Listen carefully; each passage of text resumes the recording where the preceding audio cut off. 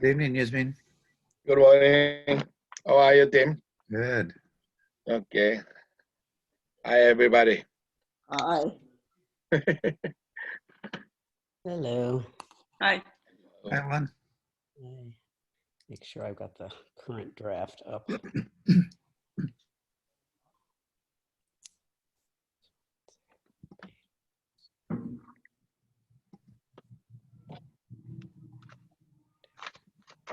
Hey, Barbara, did you hear those explosions the other night? You're on mute. You're on mute. Explosion? Yeah, We did hear something, but what were they? I don't know. It was really bad, and it happened on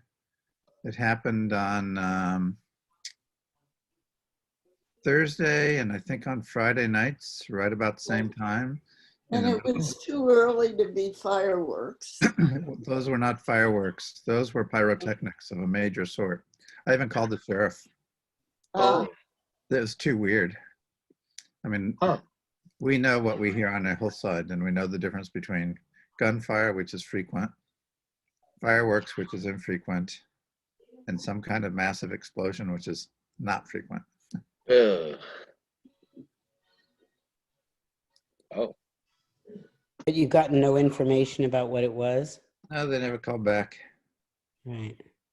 I haven't had a chance to go up in the woods and nose around. I didn't really want to go up there under the so circumstances. we had a secret Santa last week who left well, first, I guess this was a week and a half ago, and I may have mentioned they left this toxic waste stuff on by the side of our ditch.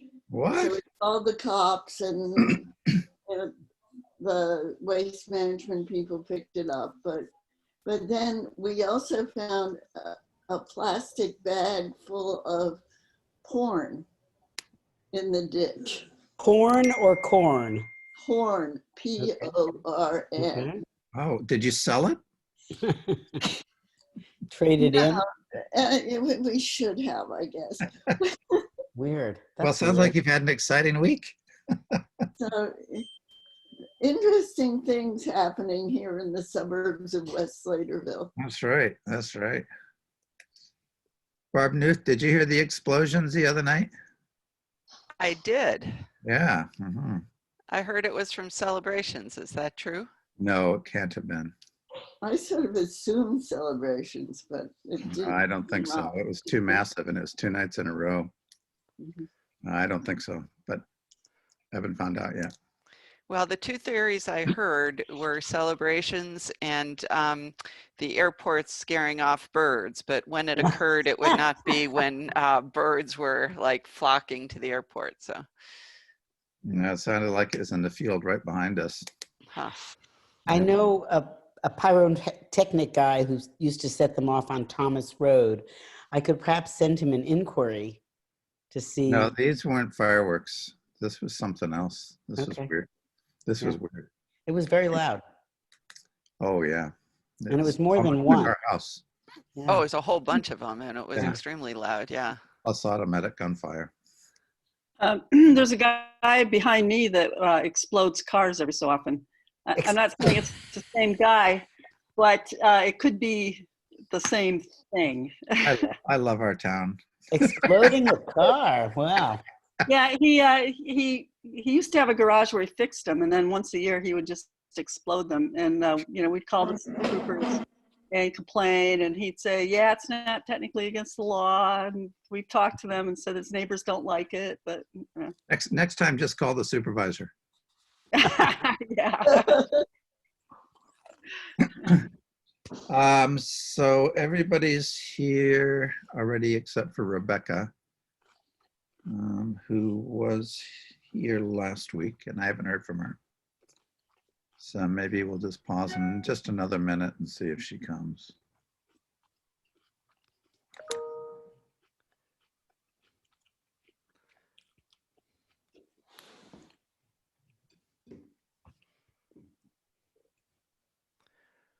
And unfortunately, Catherine Seeley wrote to say she's going to have to step aside from the task force because her health just isn't improving.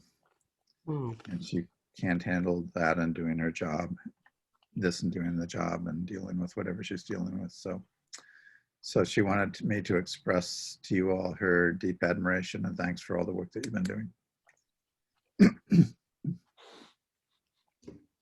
And I told her that I assumed that we shared that admiration. We do. Thank you. Bill.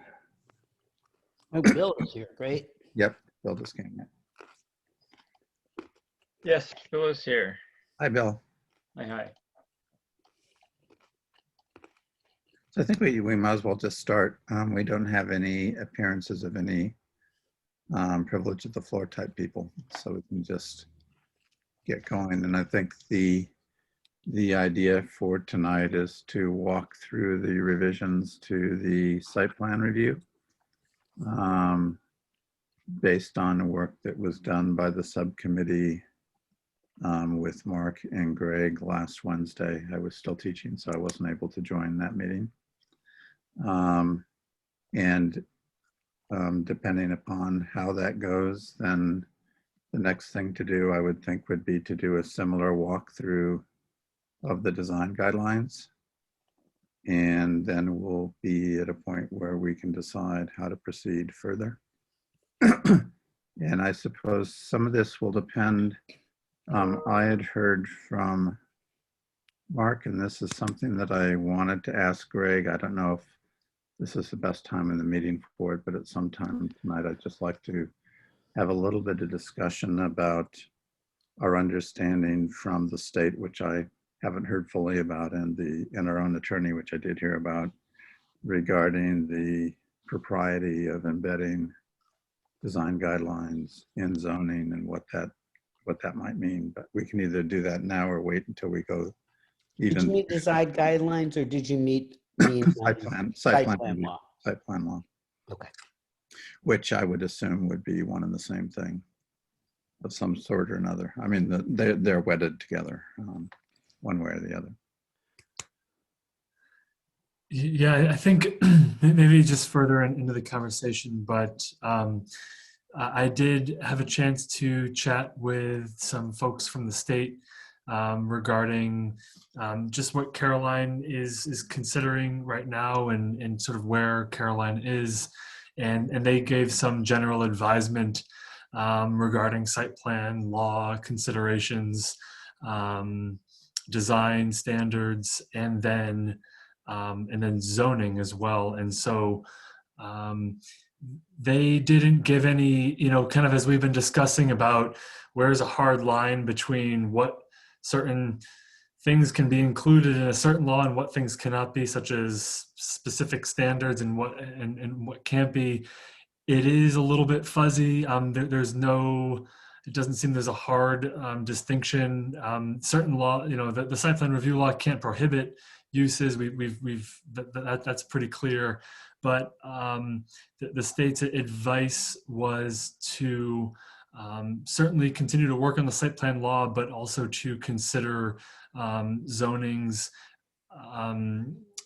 as a larger umbrella to house some of the topics that are being brought up in this group right now as a means to just strengthen these topics and regulations for these topics in the town.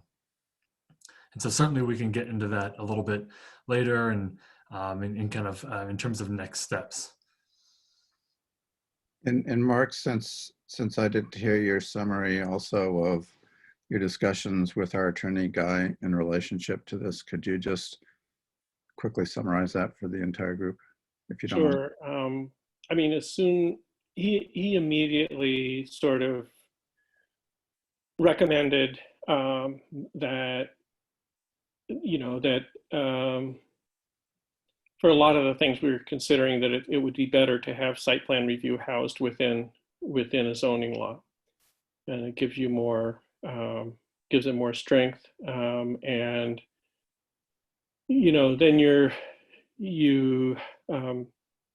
it just gives you more strength. So I think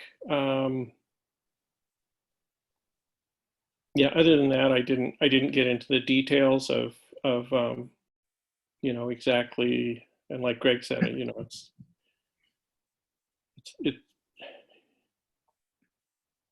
I don't know the details of you know, what I mean, I think what it gives you is just more power to designate what you want to happen, and it's the only thing that gives you the power to designate where something happens. So, do you agree with that, Greg?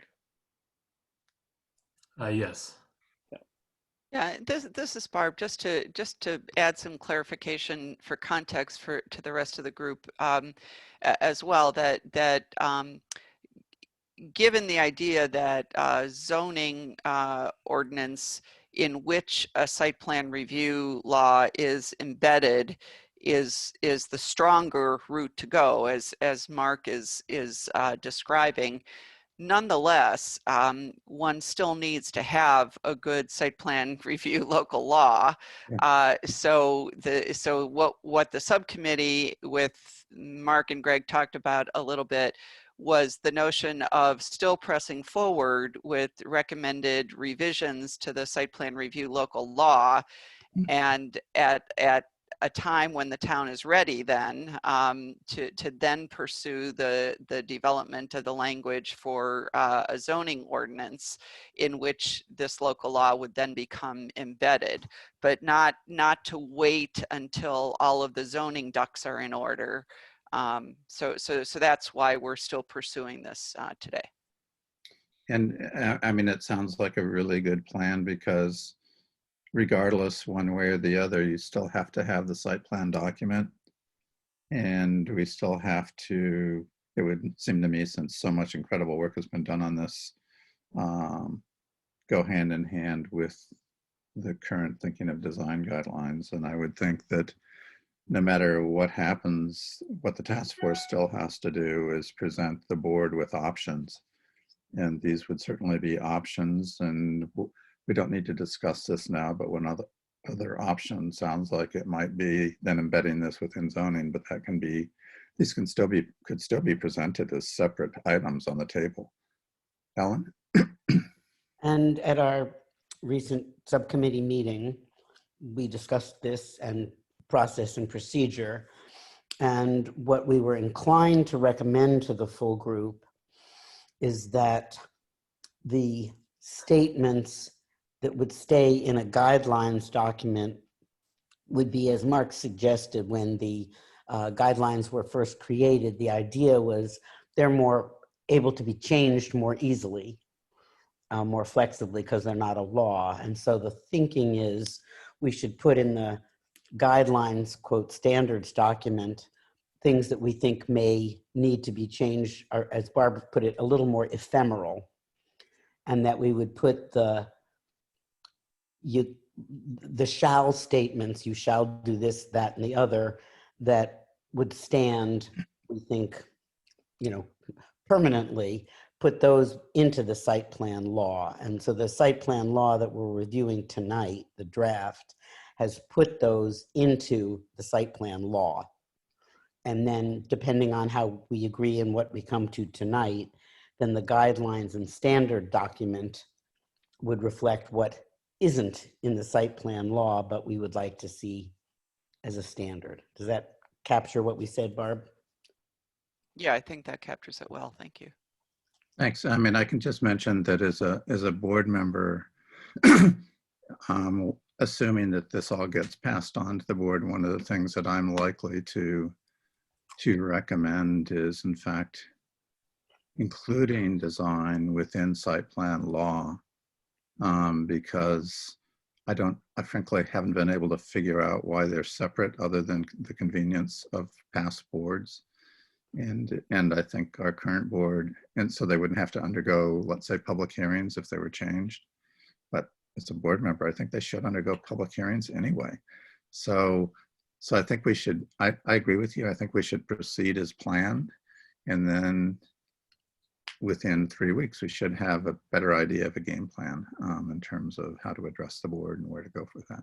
So does the subcommittee want to lead us through the site plan law? Or Yeah, I think that would be a good way would it be to probably more efficient? yeah, I think that would be a good way to do Right. this. Let me share a screen with you, Barb. Are you going to put it on your? No, I hadn't planned to share Okay. screen. Shall I Um, share? Shall I put it up and share my Sure. screen? I think I have it on my. I already have it on my screen. If I can find it, sorry. Where did it go? This might be it. I hope I'm not putting something up embarrassing. You never know what's going to be on your screen here. Let's see. Can you see? No, this isn't it. Sorry. I thought let me just, maybe you could begin by introducing it while I search around in my background and see if I can find it. Yeah. Yeah, Ellen, do you want to introduce it for a minute? I just gotta go let my cat out of the room. Hang on.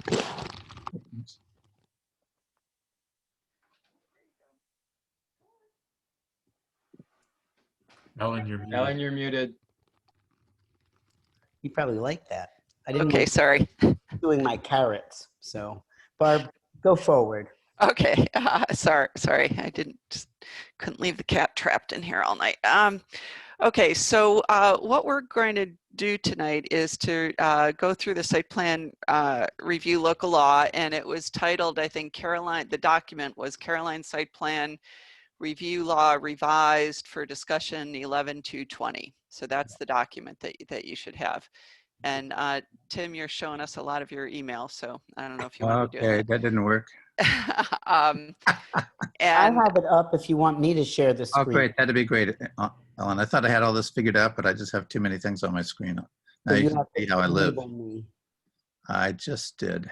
I just had. Okay. yeah, thank you. I just didn't want to share my screen because I'm hoping to be taking notes, and it gets a little bit more Yeah, complicated. absolutely. if I'm That's why I thought taking notes. I'd solve things, but it didn't work. Great. There we go. Sharing. Thank you. Yeah, that looks good. Okay, good.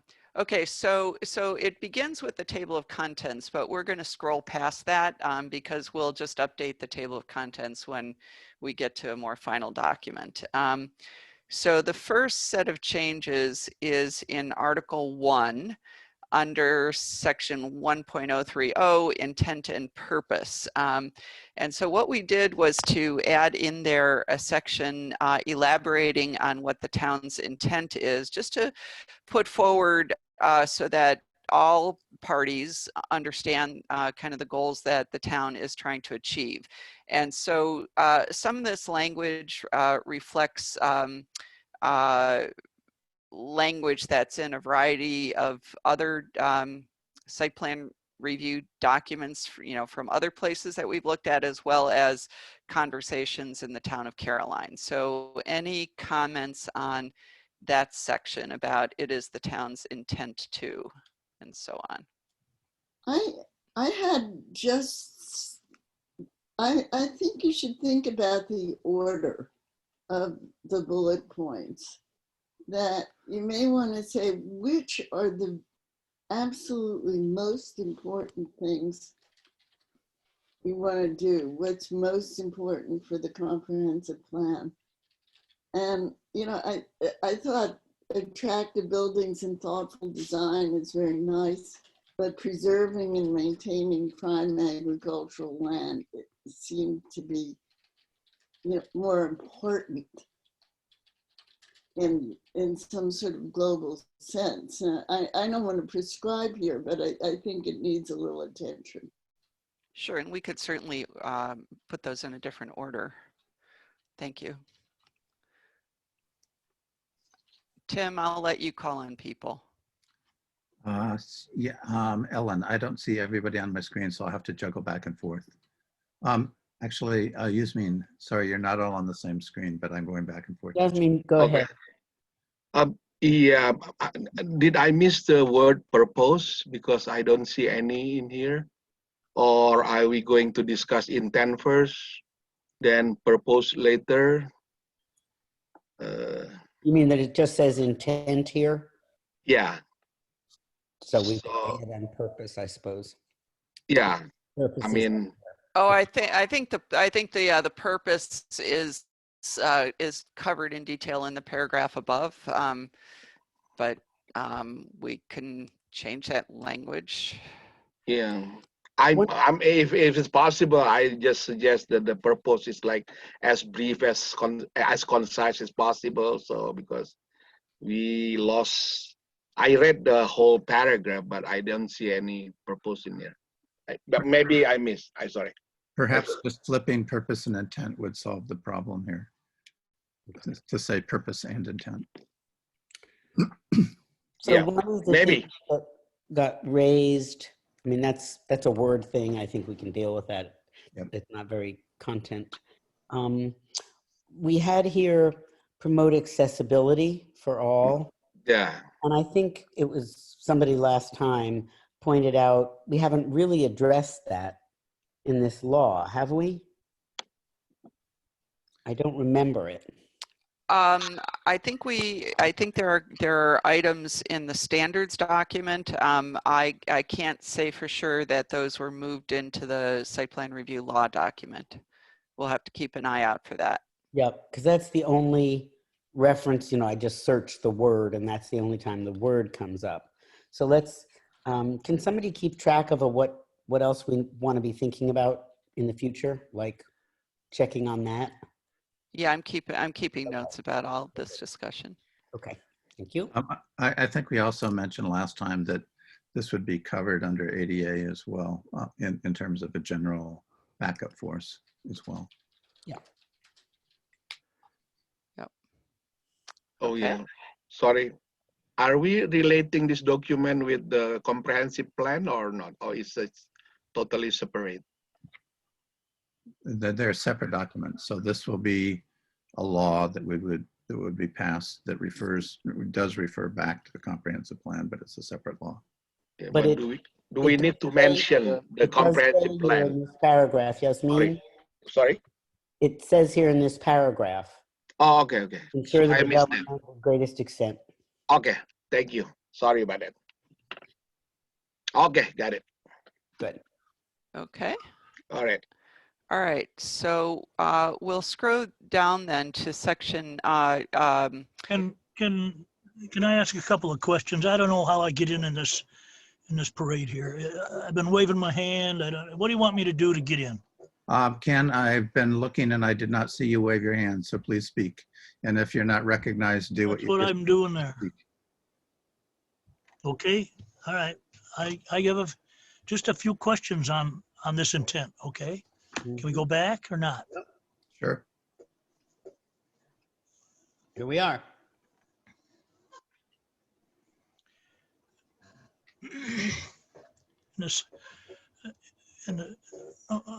One of them is in the second bullet, the traditions of upstate New York. This is there are a lot of different traditions in upstate, and I like to see it just say the traditions of the town of Caroline.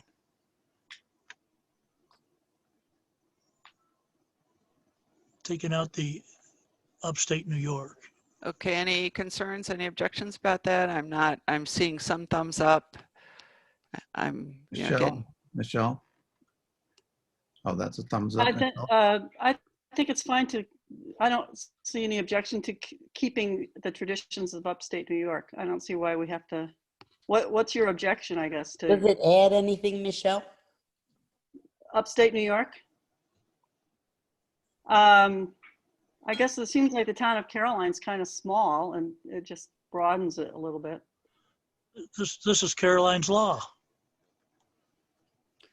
And I have to say, as somebody on the review board, I guess I don't really know what the design traditions of upstate New York means. I kind of agree with Ken. Okay, I guess I'm not sure what the design traditions of Caroline are either, but it's not worth arguing about, I guess, but I don't object to it, but if people want to restrict it to Caroline, that seems fine. Yeah, just to comment on that, I think that the idea here, and again, many not laws, but many design standards documents do include photos, And, you know, if you remember some of the photos that Tim took, you know, of the current commercial places around the town of Caroline, you know, there are things like slanted roofs and, you know, certain pitch roof, you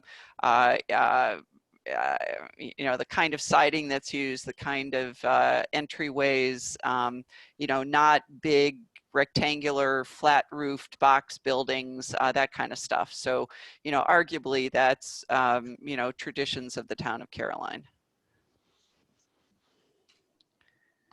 Okay. Ken, was there anything else or was that And the one bullet- item? Yes, yes, please. Yes, please, no. Go ahead. In bullet number 5,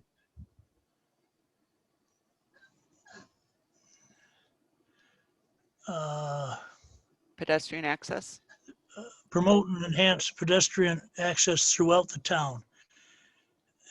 Does throughout the town, is that in some way saying we're gonna widen shoulders all over the town, or we're gonna pass through pastures in the town, or just, I like to know what throughout the town is actually saying.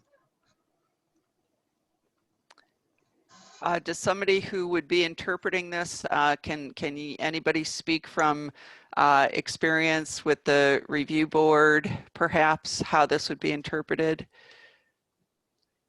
Don't have enough experience with it. Yeah, I mean, I don't read this. I mean, personally, I don't read this as throughout the town, meaning putting pathways through pastures, you know, that aren't part of the development site.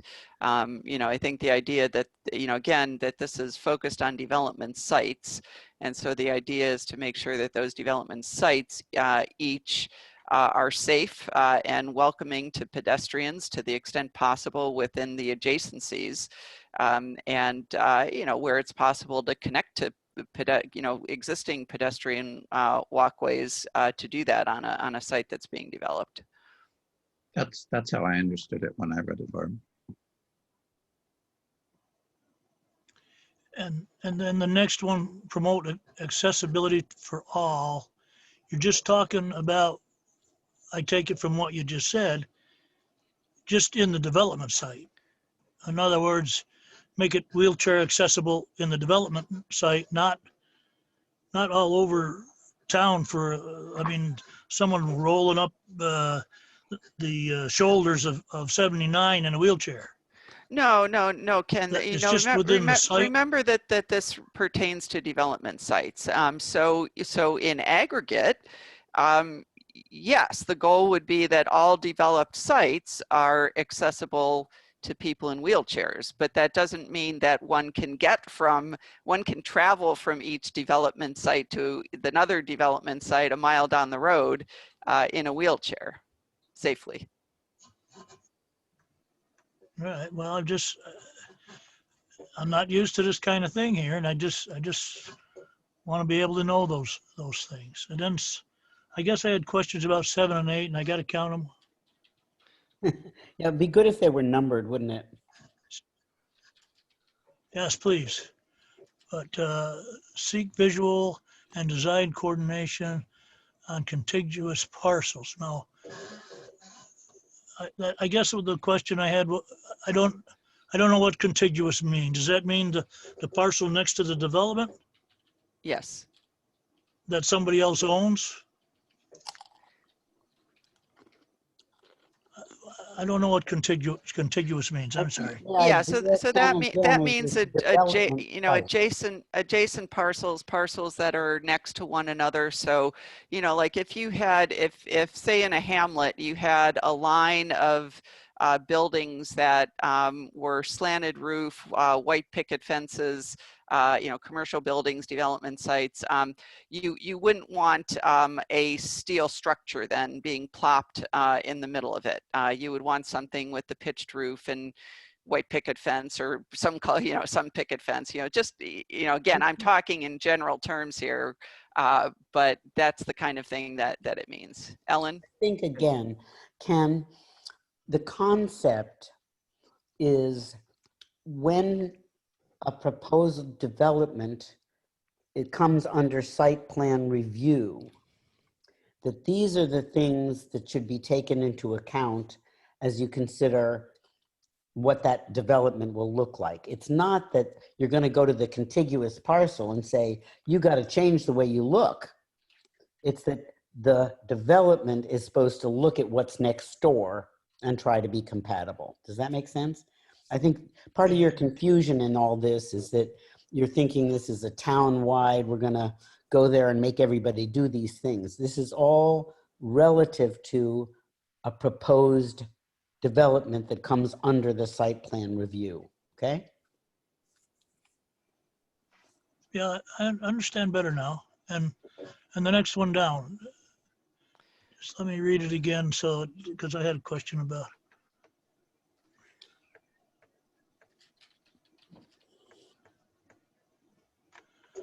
Okay, I'm good on that section now. I don't have anything more. Thank you. Okay, thank you. Thank you. So now if we go down to section 2.010, basically we've been talking about these in our task force. You may recall the language of triggers. So what this is saying is that all of the items that are listed in this section of the law are if a proposed development meets one or more of these criteria, then it's required to be subject to the site plan review law. So that's the trigger where the law comes into effect pertaining to that particular proposed development. So what we're proposing here is to, on A, for commercial uses, currently the law reads that the law pertains to commercial uses with gross floor area of 10,000 square feet or more. And we're proposing that that be reduced to 3,000 square feet or more. We're proposing in C that formula businesses of any size would be subject to this review requirement. We're removing certain examples of institutional uses because they appear later on in the definition section. So we'll get to that in detail. But again, with institutional uses, we're suggesting reducing the size where that would trigger the review from 10,000 square feet or more to 3,000 square feet or more. And then on F, again, changing the size for light industrial uses, currently having a floor area of 25,000, changing that language to 3,000 square foot or more. And so let me stop with those because those are kind of a set, and then we can go down to the other ones later in this section. So comments about A, C, D, and F. Ken, You're muted. Unmute.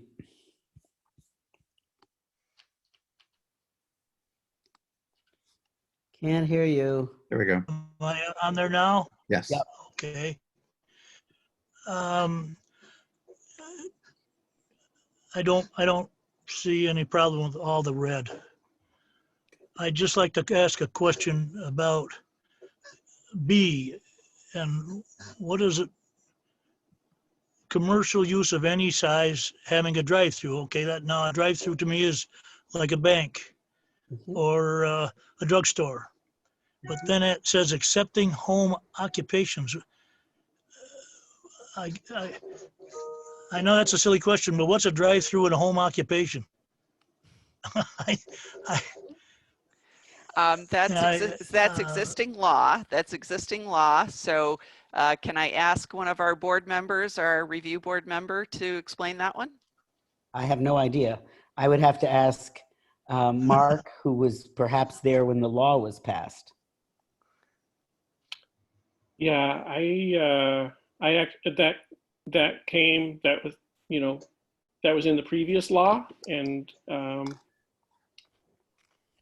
don't know exactly what those commercial uses would be. So let's take it out. Well, Well, I think we should find out. No, Yeah. Well, just You the go back. accepting If home I were to guess, occupations. right. If I were to guess, I mean, home occupation might mean like home business, and like a few doors down from me, the people make cherry pit pillows, and I suppose if they put a window out and let you drive up to the window and grab your cherry pit pillow, that's a drive-through facility and a home occupation. I don't really know.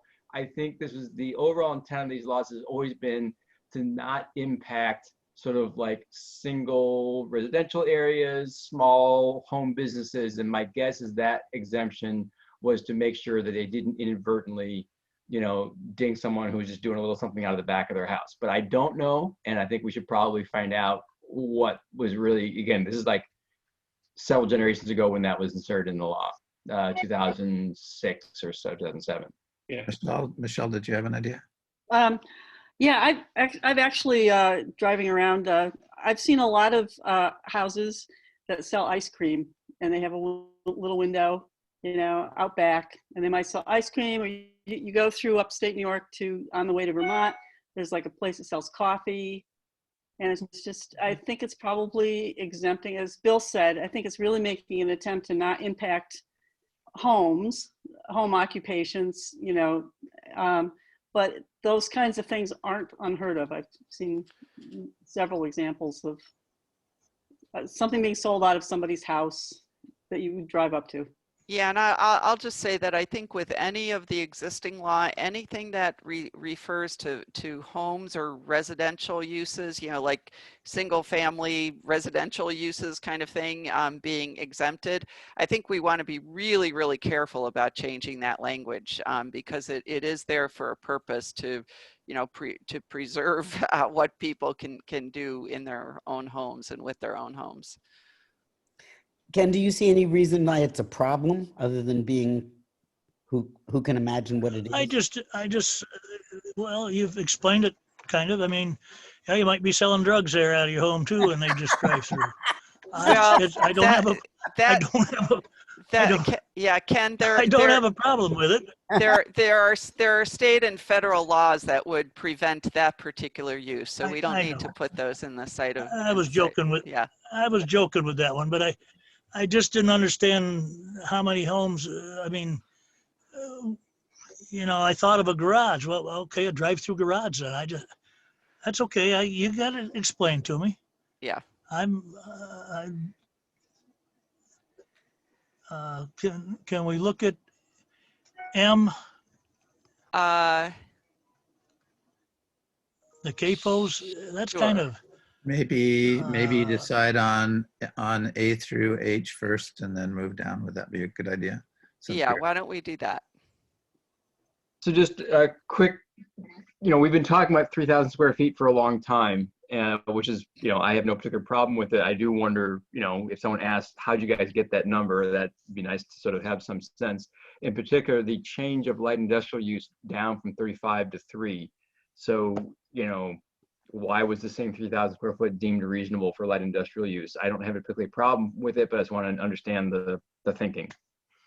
Is just to have a light trigger to make sure we catch everything? Yeah, I think that was it. That to have a trigger, you know, this doesn't prevent, it doesn't prohibit anything.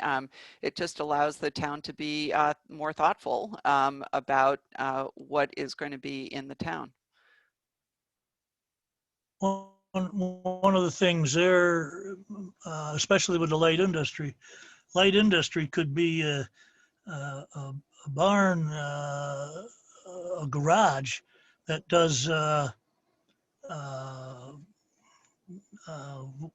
can't think of the word now, that figures. Machine shop. Might not be bigger than your garage, but you might want, of course, 3,000 square feet, but it brings it down to that. And that would be light industry, I would think. And that might want to be included. I think it's good. Good. You know, I think we don't have a magic reason, just like there was no particular reason that 10,000 square feet was in the law originally. I don't think we have magic. I think we did talk about how many square feet different things in town were, and that led us to think 3,000 was a reasonable number. I thought 3,000 was like the size of a Starbucks or something, and that seemed to be, so you can imagine that size, and it didn't seem like a terribly big size, but bigger than a house or some houses. So we thought about it, but I guess it's not in a really scientific way.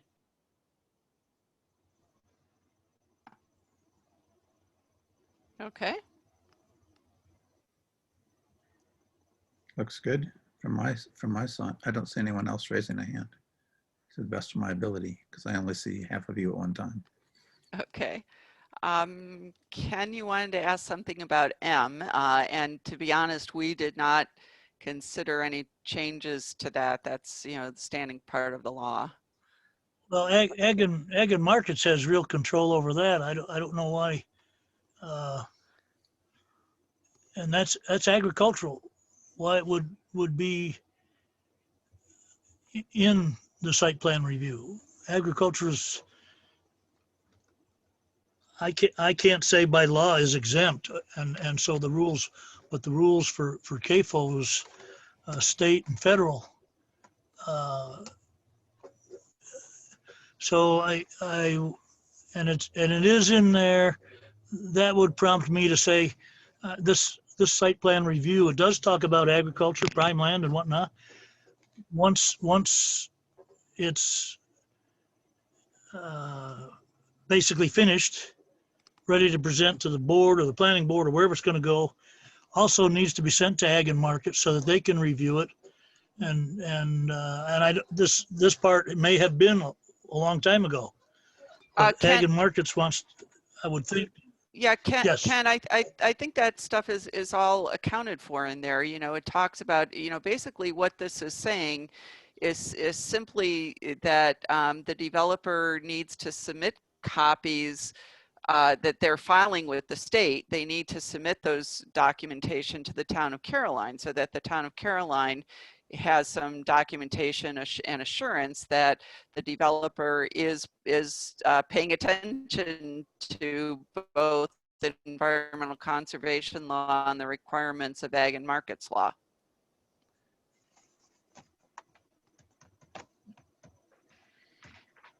I gotta say, I think it is confusing because what this says is that CAFOs must undergo site plan review law, must undergo the site plan review.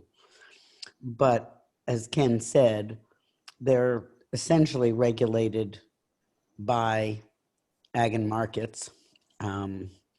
So I'm not sure what kind of controls the town could put on it. But as Barb said, it's basically keeping the town informed about CAFOs. So they would have to come to the town. But I think it's an interesting question about what kind of review the town really could do. So I would say it's a very good suggestion that we bring that to the attention of ag and markets so they can weigh in. Yeah.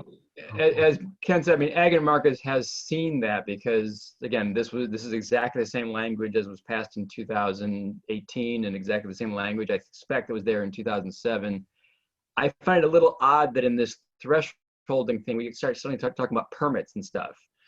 But that's the way it's been. But, if I were writing this, CAFOs would be a trigger, and the town maybe has very little they could say. And then somewhere else in the law, it would say, and a CAFO has to submit their permits.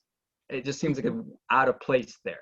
That's, if I were to make that to be my recommendation, just move that requirement to some other place where the requirement's in the law. And understand that there's very little the town can actually do, but the CAFO does have to go before site plan review, so the review board gets to talk to them. Yeah, I'll check if I could chime in here. Oh, actually, Barb, I see your hand up, Barbara Lynch. Yeah, I just think this raises a broader question of what sorts of agricultural activities in general would fall within the purview of the law and which would not, because agriculture is agriculture. And, clearly CAFOs, yes, does say making anhydrous ammonia fertilizer on site, as we see in the Midwest a lot, is that something that the site plan review law should address? But I think more thought needs to go into those ag uses. Is Central Tractor, for example, a commercial establishment, or is it an agricultural service? Well, agricultural service would not be exempted. Yeah. An agricultural service would be reviewed. I would think a tractor, general tractor would be reviewed. And I think the production of anhydrous ammonia would be an industrial use. Okay. So I think it's okay. Mhm. I'll weigh in a little bit here. So I think it is often that something about agricultural, even though as protected as they are under New York State, they will be in either a site plan law, or they might be what's considered a special use in a town. Certain types of things that are protected under the Ag and Markets Law can still get reviewed by towns, just to take a little look at it and just to allow public input on it. And so, Barbara, I think you bring up a good point about some things might be protected under ag law, but they might start to look like an industry. And I see this a lot up in Cayuga County. There are a lot of what's called biogas converters. So essentially manure from large CAFOs will be converted into natural gas and trucked out and piped elsewhere. And they have nothing to do with the farm whatsoever. They are actually just buying, essentially it's a solar facility. But they're buying the gas produced from the manure and trucking it elsewhere. And so those are often put under what's in a zoning ordinance as a special use by a town, so that the town can just take a look at it. There can be public hearings on it. There can be more information provided to the town. And so I think I'm wondering, I'm guessing this is in here so that Caroline has an opportunity just to look at CAFO expansions and, submit copies of their permit application, just to take a look at what's being proposed, because CAFOs can be very large.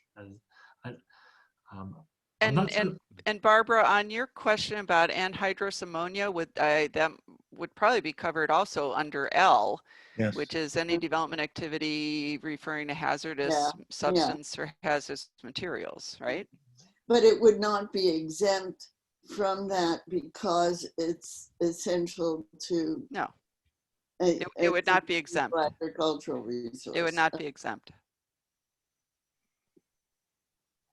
And I can just say, if the task force were to propose this revised law to the board would still have our attorney review it in any case. Mhm.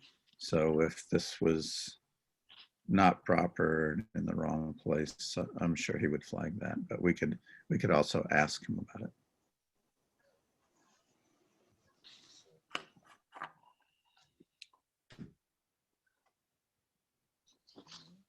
Ready to go down to Q? Just there's a minor change on N. That change there, do you need may? I mean, anyone that negatively affects important agricultural resources, I don't think you need may there. Well, I think the problem is that you don't know that it will negatively affect important agricultural resources until you take a look at it. So rather than letting the developer conclude whether or not they are going to negatively affect or not, and say, no, we're not going to negatively affect, so we don't need to do this, the town can say, well, you may negatively affect, so we want to see it. So that's why we're suggesting Reasonable. to add may. Reasonable? Yep. Fine. That's reasonable, thanks. Okay. And then with Q, Q is a new one talking about solar voltaics, other than those serving the property being developed. And so this just relates really to the, kind of major solar facilities that we're seeing going in. And so we would want the site plan review to cover those. I do have one question there. Yep. So, and I'm happy that's there. What I'm a little unclear on, because I know that the planning board is about to take up consideration of a siting law for solar voltaic facilities. And I'm a little unclear on the interaction of that law with site plan review. And maybe that doesn't have to be dealt with right now, but that law has its own sort of set of thresholds and triggers and different reviews and whatever. And I don't know if we have to make sure that the two are compatible, or if we pass a law that somehow supersedes site plan review, or site plan review will happen anyway. I just have no idea how they interact. And since I'm about to start talking about it next week, I was curious. Greg, any thoughts? Yeah, great question, and it's on my mind too, but I was assuming that our town board members would chime in and inform us about what to do on this one. So, Greg? yeah, do you mind if I weigh in? No. I'm guessing, Bill, to your point is that, yeah, there definitely needs to be coordination between this site plan review law, if there's going to be another law regarding solar siting. The most ideal scenario, I think, if a town were to consider zoning, is that it gets housed right within its zoning ordinance. But absent zoning, then this law, the site plan review law, could likely reference that this other law, I think, that you're bringing up, that maybe there's a solar siting law. So it might be, it depends on the timing, I think, of this site plan review law and that solar and other energy, siting law that might be happening. So there's a little bit of a timing question about how the law is worded. But ideally, and I think that the state would agree, and maybe the town attorney, is that the solar and wind energy are all just housed right within a zoning ordinance if the town chooses to proceed with a zoning ordinance. Just makes it a little bit cleaner. Mark? And just to follow up on that, I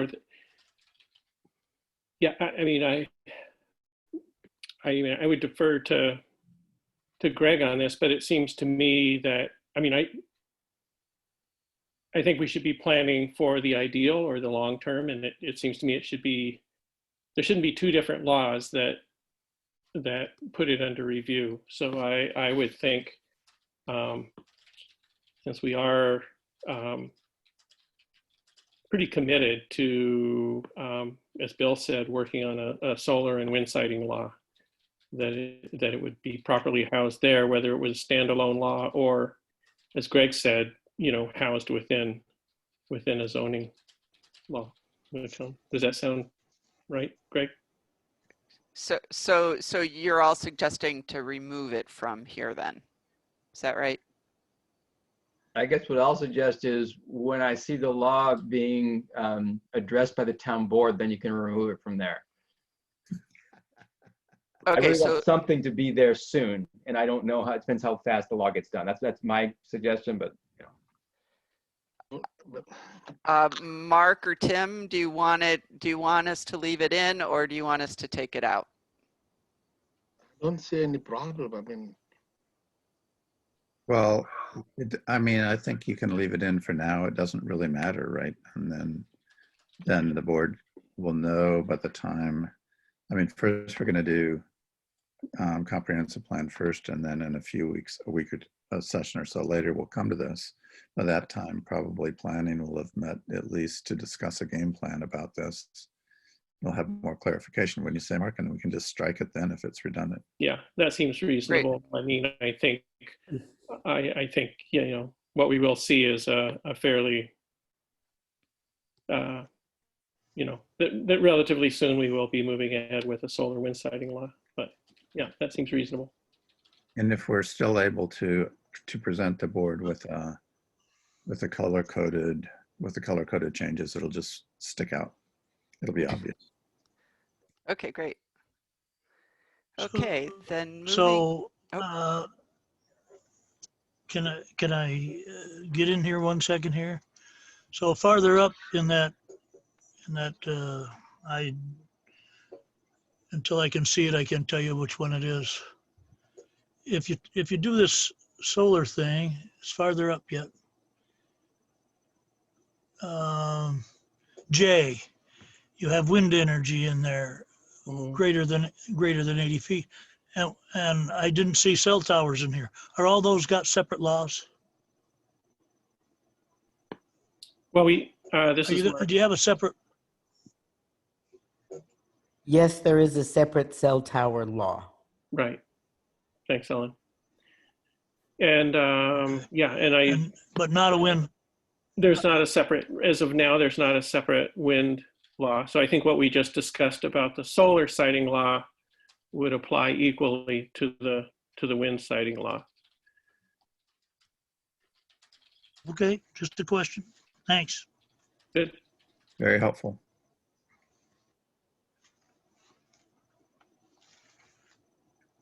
Okay, moving on to definitions. The first change is definition B, agricultural district. That's simply to correct a typo. Currently it reads agricultural and markets law, and the right name is agriculture and markets law. Good catch. Yeah, good. D then goes into adding a little bit more definition about what agricultural resources are, to say that they have the potential for agricultural production and include farmland of statewide importance, prime agricultural soils, and prime agricultural soils if drained. Yeah, so it just kind of clarifies what's included as agricultural resources. Well, and to be fair, it also, the previous definition in the existing law restricts agricultural resources only to lands that are within agricultural districts. It's very narrow. And we're proposing to take out that restriction. So it's really based on soil potential in our town. Ken, I saw you waving your hand. Yes, I question the prime agricultural soils if drained. And I don't have an answer, but draining some places is very USDA, I'm not sure who else. DEC. And so, yes, I've got a swampy area. In the fall, I can bush hog it down, but I don't dare try and drain it to make it. It'd make great alfalfa. It's broom grass and reed canary grass that has grown and died, grown and died, grown and died. It's humus like anything, but it's not a thing I would try to drain because of the laws. And I wonder if that needs to be in there. It doesn't bother me that it is in there, but there's a question that might be asked to ag and markets then. So Ellen, this that was be in there too. Ellen, this was from the language of the planner that you were working with, I think, who prepared the agricultural soils map. And I believe it's the map, Bill can correct me, in the comprehensive plan. Does that not also include the prime farmland that if it was drained? But I think you're raising a good point, Ken, and I think it's an important one, and I think we need to follow up on that and understand a little better. Are you not permitted to do tile drainage these days? You might get away with a little bit of it, but if you're in ag districts and you're in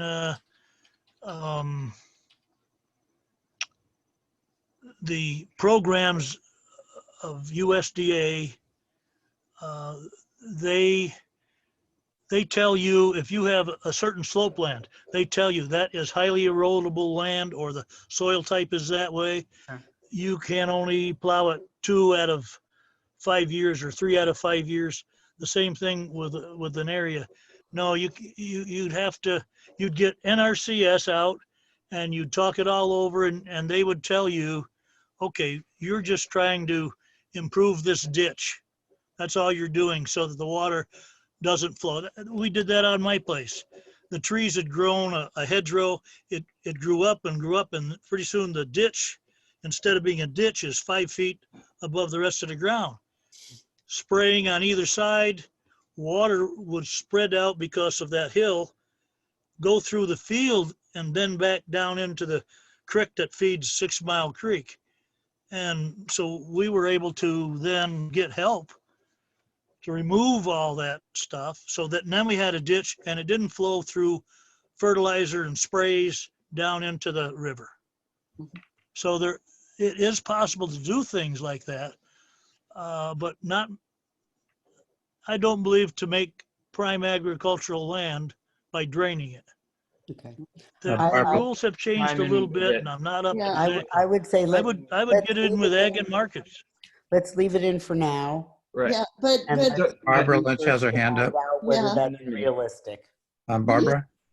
yeah, these rules are very much in flux right now. You know, the EPA, particularly the EPA rules. And I'm hoping that in a few days, they may fluctuate the other way. But I'm wondering how you construct a law that doesn't sort of run afoul of these changing EPA regulations on wetlands. Bill, did you have a response to that? Yeah, I mean, it's sort of all part and parcel of the same thing. So, I mean, I don't really know, okay, this is based on what I've learned through the comp plan and talking to various folks. I mean, if you look at the stuff in that definition, those are capitalized words, prime agricultural soils if drained, capital letters there, because it's defined in the law. We haven't gotten to the definition section yet. So it doesn't just mean some wet ground that maybe you want to drain. That is a category that's been given by NRCS to an area that has potential to be good ag soil if it's drained. Not just any wet area, but NRCS has already decided this is good soil if someone drained it. And so I'm assuming that they in their heads have some idea that, well, maybe someday we would allow that. Okay, but I think that the not draining is, you know, these are determined by New York State for the statewide importance and by NRCS for prime ag soils and prime ag soils if drained.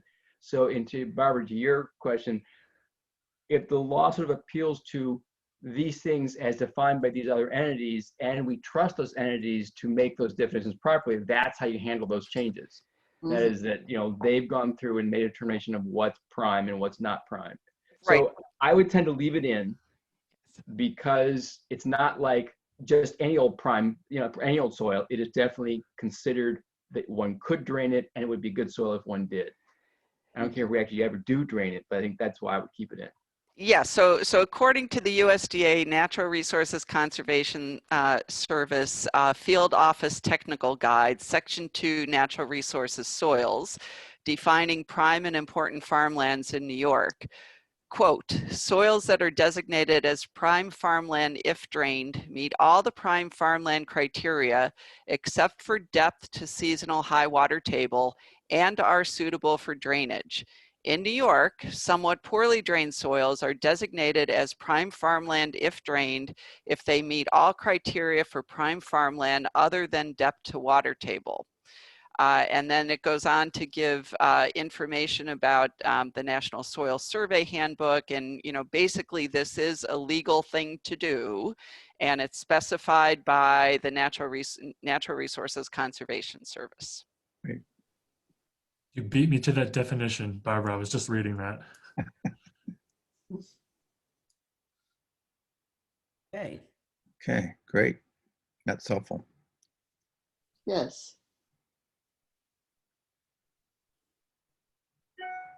Okay, so moving on to the next proposed change is G, adding in a definition for a building energy model, because that's referred to later on in the language when we get to it. And basically the later language says that the review board may require a building energy model if it wants to under certain conditions.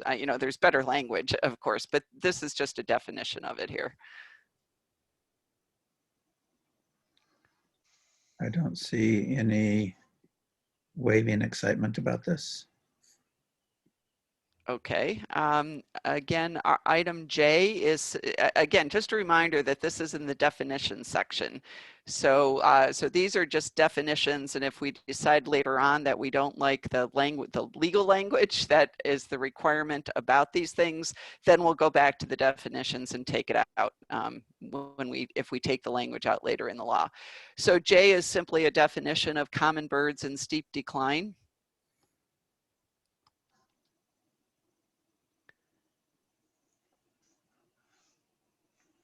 L is changing the word guidelines to standards, because that's kind of the framework that we're using right now, is that separate document, which used to be called guidelines, we're suggesting would be called standards. I'm just going to go through these unless Tim calls me off because he sees waving hands. So R, farmlands of statewide Mark, you import. have your hand up. Oh. Yeah, I just want, Barb, moving back to that last wording change you made. The standards, L? Yeah. So this is something I've been grappling. So in the current law, there are things called, general and specific standards. And then the thing we have appended is currently called design guidelines. So this is to define those things we currently have appended as design standards. As design standards, yes. And so there would be specific standards and then design standards as two separate things, or are we just making one group of things called, standards, design standards? Well, the later in this law, under Article 3, how they're labeled are 3.020 specific standards and considerations. They're not called design standards. They're called specific standards and considerations. So yes, right now, those would be two different things. Unless at some later point in this process that we're undergoing, the lawyer or the board or the task force determines that there should only be one document, meaning the site plan review law, and we don't have need for a separate document, whether it's called guidelines or standards, so, a separate design document. But I think discussion about that latter point is still an open matter. And there was some discussion even at the beginning of this meeting that having a separate design standards document allows more ephemeral things to be included in that document. But to Tim's point, ephemeral or not, the town would still probably do a hearing, public hearing anyway. So, Right. I think that's a philosophical question that's still open for discussion. Good. Okay. Thanks. Okay. So I think we're down to R, farmlands of statewide importance. So this is a new definition that we're inserting that kind of builds on that definition of agricultural resource we just talked about. And, essentially this is just a long list of soil types that the state classifies as farmlands of statewide importance. Any questions? And they're important because they're so good. Yes. Yes. And Ellen already knows this. I think looking at the definition, one way that you could cast it is simply say farmlands of statewide importance are lands that have been so designated by the state of New York, and end the definition there. Or it can go into different soil types. But what if New York, 3 years from now decides to change what are the farmlands of statewide significance, does that cause a problem for, I don't know, it's not a problem, but I wonder about limiting it to just these soil types as opposed to the more general appealing to the state definition or the state, wherever the state definition might be at some future date. I don't have a major problem with it, but I just raised that question with Ellen earlier and tossed out there for people to think about.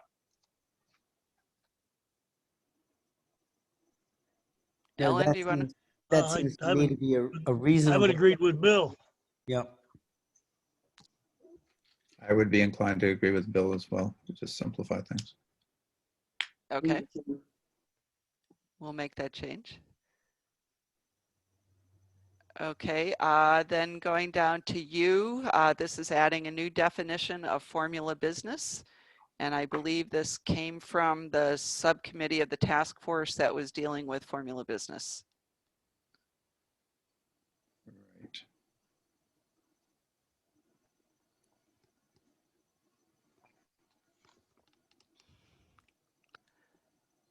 Okay, hearing nothing more on that. Let me look one up, go up and down the line here, Barb, because I don't see everybody at the same time. No, I don't see anything, and that is a pretty standardized definition. Okay, going into V, just clarifying the definition so that what's crossed out is the current definition and the new definition would be in red, and this is the updated definition in the International Dark Sky Association.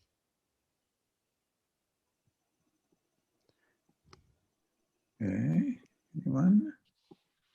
I see no one. Does that have any reference there to, I know they put up new road signs and some of them, I know I got off the subject now, but some of them bounce back at you and you have trouble seeing down the road there. So does that mean some of these, a sign in the development that pointed, I don't know, cars this way, trucks that way or something? Well, glare at you, or it does talk about just off the windows. It does talk about reflective surfaces. So if this was a sign that a new development was going to place that had a reflective surface that would reflect light back at you, that would cause reduced visibility, then I believe that would be defined as glare.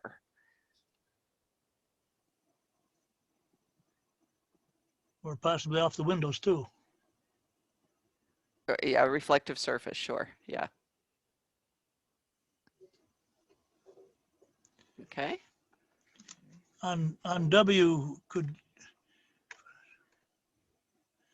you give me some examples? It says see examples.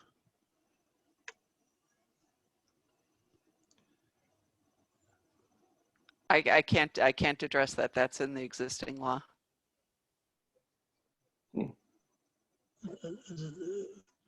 Do they have them someplace? We'll have to check. Yeah, I would have to look. Good point. Yeah, often, that's a good point that it says see examples, but often these definitions can just decide for themselves what is included in the gross floor area or not. So it's pretty common. I worked for a municipality that exempted porches, for instance, from the gross floor area. But the porch, if it was enclosed on 3 or more sides, then it was included. I mean, you can sort of get very detailed with how you define gross floor area. If it's with a foundation and conditioned, meaning it could be, have heating, then it would be gross floor area. If it had a foundation but not conditioned, it didn't include count. So you can get very detailed with this definition. Greg, are you suggesting that this definition is not specific enough and that it be revisited while we're doing this law? I hadn't thought about that. It seems that it hasn't been an issue yet before for Caroline. It was an issue when I was working for a large municipality. But Since it might be, that's a good question, Ellen, because you are proposing to reduce the threshold for some developments. Maybe it's worth looking at, like for example, I'm thinking about a commercial development. Would the gross floor area include like a walk-in cooler? Would it include, it often doesn't. It doesn't include something like a gas canopy because it's not an enclosed area. You might want to flag it just to look at. I mean, for right now, I don't have any kind of thoughts that I can provide about. Oh, I think town should consider this type of thing or the other. But might just be sort of noticed, and maybe something people could think about that, and I could certainly think about that too. Sure, we'll flag that. Yeah. Okay, moving down to CC under institutional uses. That's just to take the ones that we removed from up above, and the current language refers to religious public use such as a church, and so we thought it shouldn't have just church, but should say a church, mosque, synagogue, or other religious facility. Fine. Okay, and then EE is inserting a definition of location efficiency, because location efficiency is a term that is referred to later on in the law and or the standards document.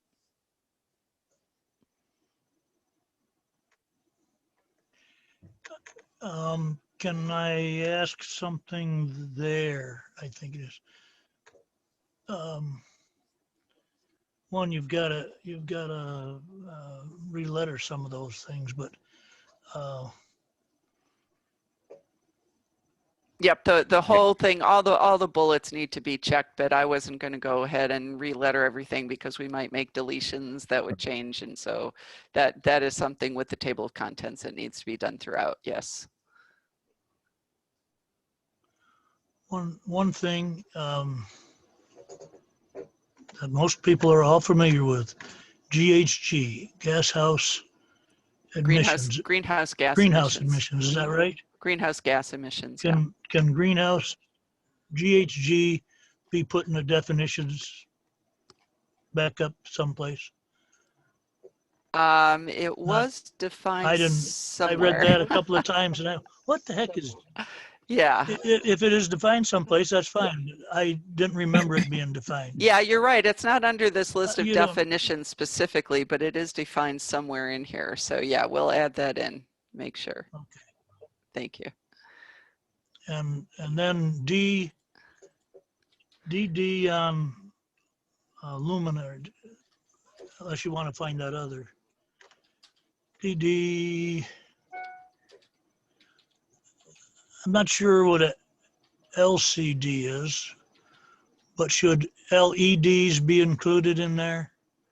In the lower DD Under luminaire. luminaire? Again, to those two, is that a typo in the current law? I don't know. I mean, strictly diodes. I mean, LED stands for light emitting diode. So my guess is that diodes, that catches what we all call LEDs. I don't know about LCDs. They could be something different, and a quick web search would pull that up. Yeah, LCDs. Yeah. Because it wouldn't be sensible to say diodes and LEDs because they're both the same thing. But go on. Liquid crystal display. Okay. Yeah. So they're often on. I mean, you see them a lot with signs. I can't think of any around town, but a lot of TVs these days are just LCD screens. Yep. They're just very high definition screens, and so often the word LCD is used to restrict set types of technology for outdoor signs. And you can get very specific with that type of technology. It's a whole industry in and of itself, but I think that's fine for right there. Okay, going down to page 13, JJ, the photometric plan is again inserted because elsewhere the term is used. KK prime farmlands, I'll make a note to do the same that we do to the one above, which is to just refer to as defined by New York State. And same thing with prime lands if drained, which is below that, LL.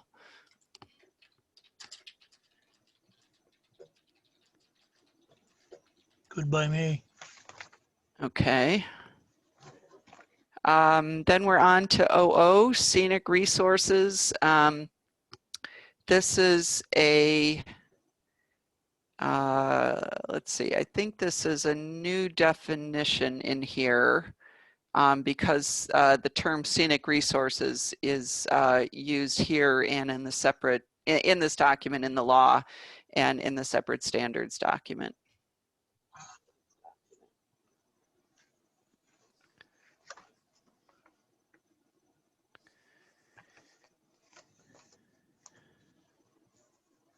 The town has, the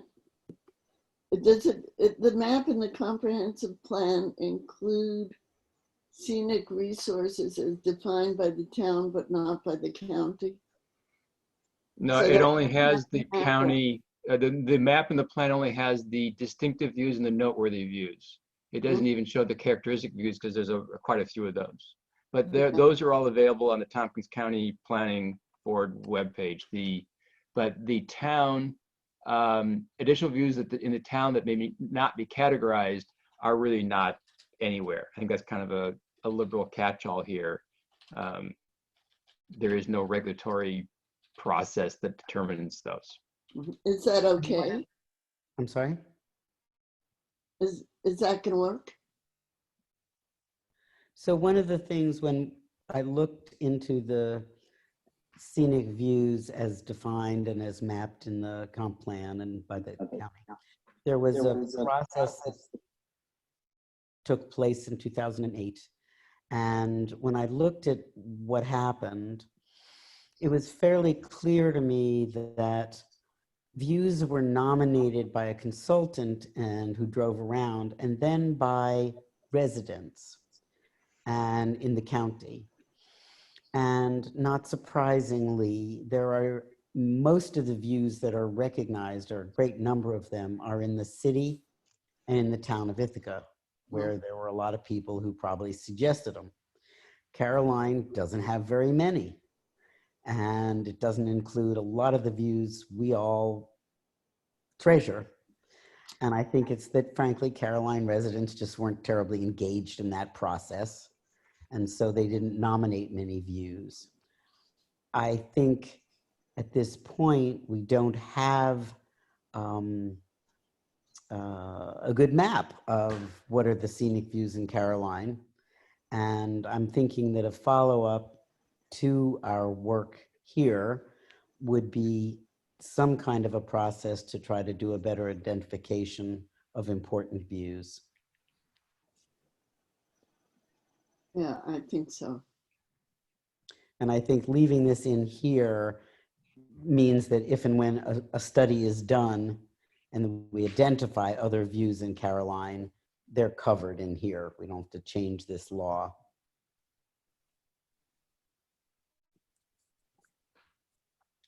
Mark? I tend to go with Alan. I think that there's probably no great harm in keeping the language in. I mean, the harm might be late down the road if the review board told somebody you can't do X because we consider those good views for Caroline, and they say that's not written down anywhere, and then you go to court, and then the town might lose. But you can decide to fight that fight. I think leaving the language in so that if we do find them later, it's already in the law. That's probably good. Mark?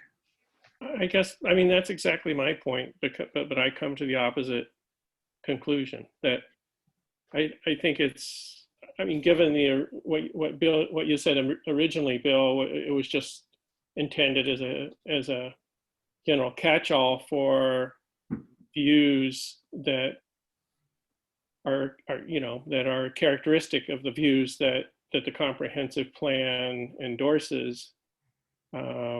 This clause, to me, especially with the capitalized town, implies that there's an official register of views, and I'm not of scenic views. So I'm finding that perplexing or possibly troubling in that regard. So, because I mean, unless we want to restrict it that way, but that would not be my desire. So what would you be suggesting, Mark?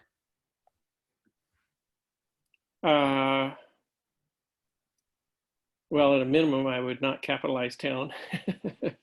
I guess, I mean,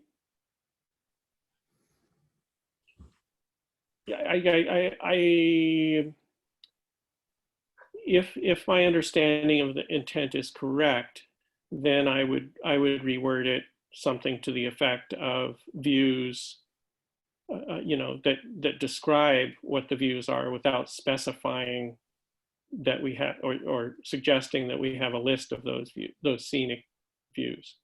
Can I make a suggestion to say views in the town that contribute to the quality of life at town residents and attracting visitors to the area? Is that the intent that you were after? Yeah, that's what I was thinking. Yeah, thanks. That's great.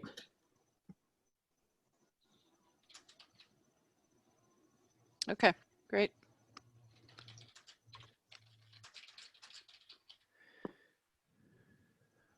Okay. See, going down to why species of greatest conservation need and species of special concern are, again these are simply definitions at this point, as identified as and defined by New York State. And they refer to language later on in the law where these terms are referenced. And for now, they're in the definitions. But if we decide to take those pieces out of the law, then we would remove the definitions. And a quick question, because I'm ignorant. Do you guys know if species is both animal and plant species, or if those are animal specific lists? No, they're both animal and plant. Great, thank you. And yeah, okay. All right, let's see, what else is new here? Traffic impact analysis, which is labeled FFF for the time being, which is again just a definition of what traffic impact analysis is. The following one, transportation plan, is a new definition of a transportation plan. Next one, uplight, is a term that's used later on in the law. And so this definition comes from the International Dark Sky Association. Visual impact assessment, again, it's a definition that exists about a visual impact assessment because that's referred to later.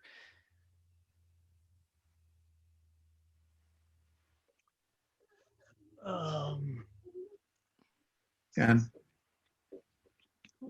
Yeah, let's see, on uplight for an exterior aluminum flux radiated in the, so it's like light.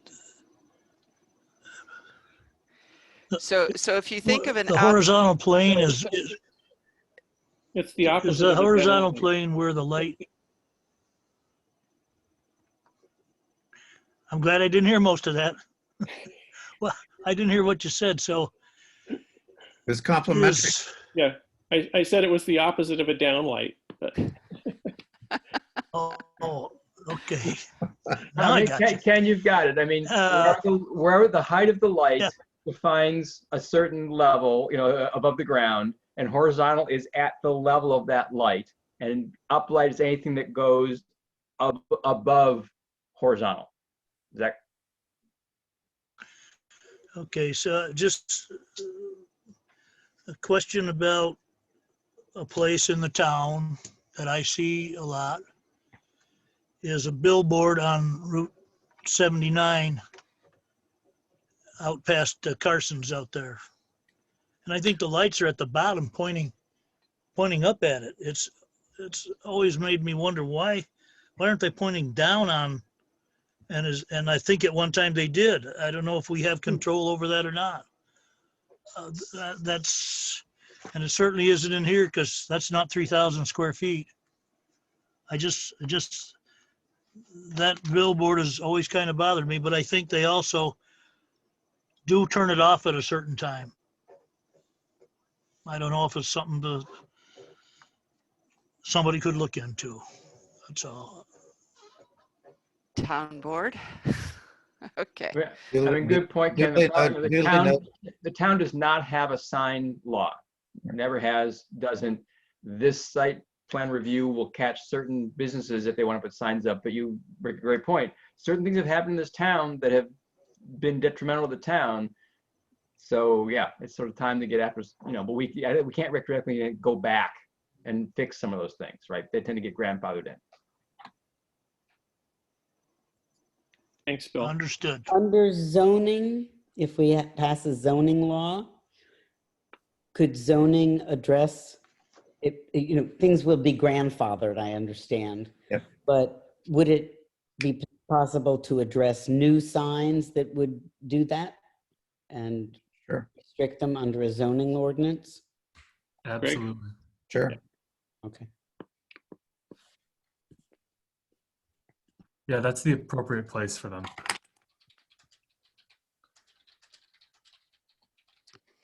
Okay. Moving on then to, let's see, I think a new section, 3.010 site plan considerations. So here what we've tried to do in items 1 through 19 is to add in some things that clarify.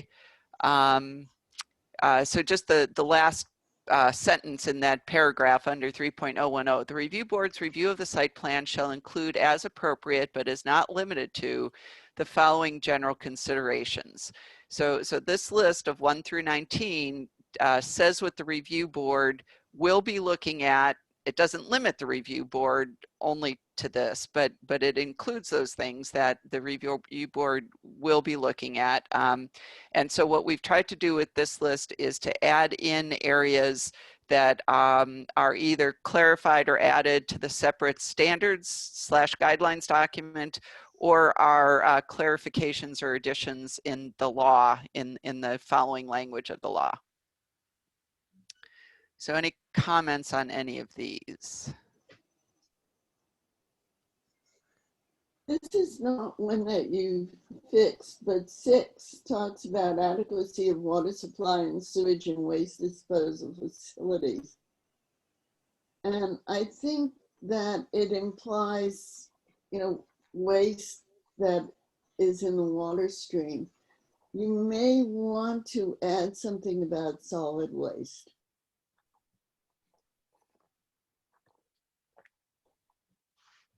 Okay, I'll make a note of that. Are we on which one now again? 16?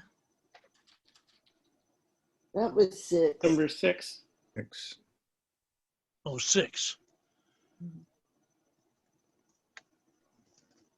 I don't know why waste is capitalized, but I don't know what. Because it's a definition. I'm trying to look it up right now. Yeah, it's a definition. Unwanted material that requires disposal or such garbage, rubbish, and other materials regulated under the New York State building codes, including but not limited to the existing building code and the property maintenance code. So that sounds like that includes solid waste, Barbara. Yeah. mhm. Great. I had a comment. Number 12. So the definition of agricultural resources does include prime farmlands if drained, and farmlands of statewide importance. So it just may be redundant. You might just be able to say impacts on agricultural resources. Yep.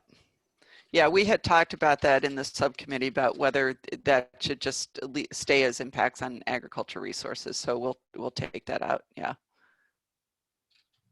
Barbara, how about the traffic disruption issue? it included here as a site plan consideration? Let's see. Transportation, traffic, or mobility disruption? I think number 2, number 4. Access, circulation, interaction, yeah, but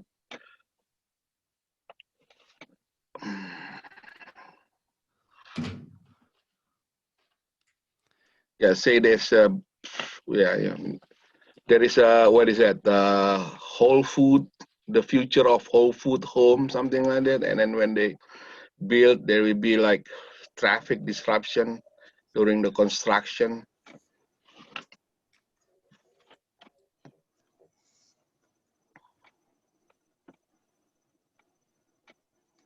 I mean, I think it is interesting that the site plan considerations don't mention pedestrian issues at all. Well, it does. Number 4, overall sorry. pedestrian safety and convenience. Yep, you're absolutely right. Sorry, missed it. Okay.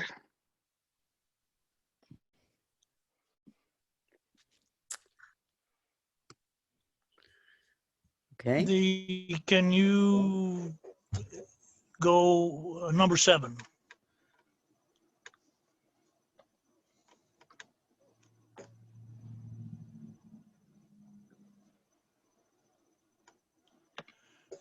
And I don't understand saying including the maximum retention of existing vegetation.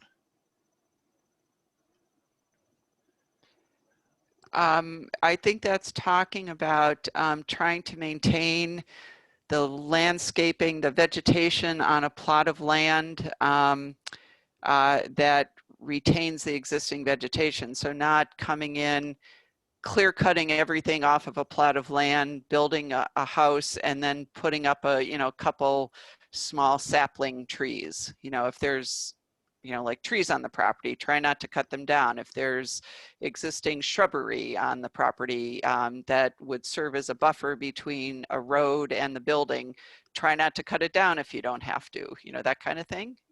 Maybe I'm not understanding your question. Well, I guess that kind of explains it. It just said in construction, a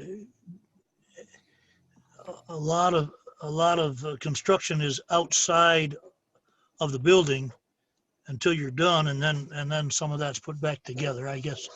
But so if it was grass, you put grass back there. Is that kind of what that's saying then? I mean, the way I take it, especially what Barbara said, that basically to the extent you can, don't bug what's there. Don't destroy what's there while you're building. You're going to have to destroy some of it because you have to have access for the vehicles around the building while they're building it. But don't cut things down just because it's a little more convenient. Try to work within what's there as much as you can. That's how I interpret that one. Yep, me too. Right.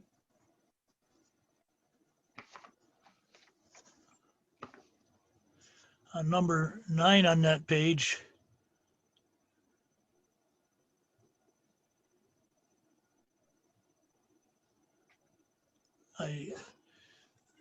What is the adequacy of an impact on structures?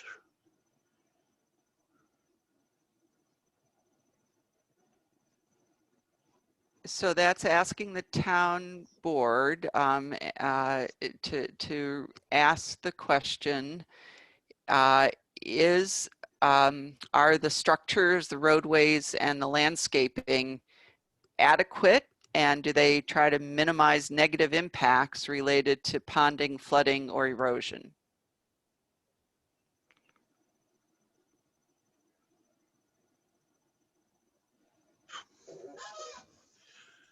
That's in the existing law and seems to be pretty standard practice. I think it would be something that even the code officer I would imagine, would generally be required to take into consideration as the town's flood oversight officer as well.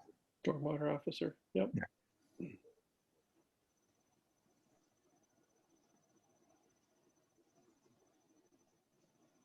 Okay, anything else on 1 through 19?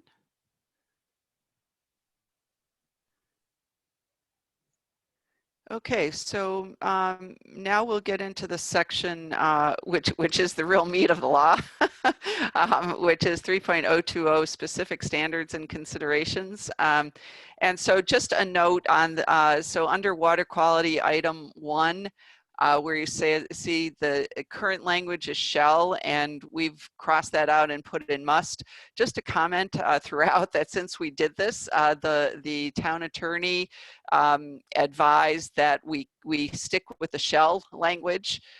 So I think the subcommittee is recommending that we stick with the shall language. So just ignore all the shall crossouts and red musts. Okay. All right, so we're going to go down to 3, item 3, where it says the development must protect all wetlands, floodplains, and steep slopes. This actually was, wetlands were mentioned later in the law. And so to put that kind of all in one section, we took that language out. We show that as a deletion later. And then we move that up here. And then we also clarify or add the language that a 50-foot buffer of vegetation should be maintained. So Ellen, is there anything else you want to say on this one? No? Okay. Was there a different number at some point in time and you changed it to 50, or you just added that? I don't think there was a number. I There wonder wasn't if a that number. couldn't be smaller, 25 feet.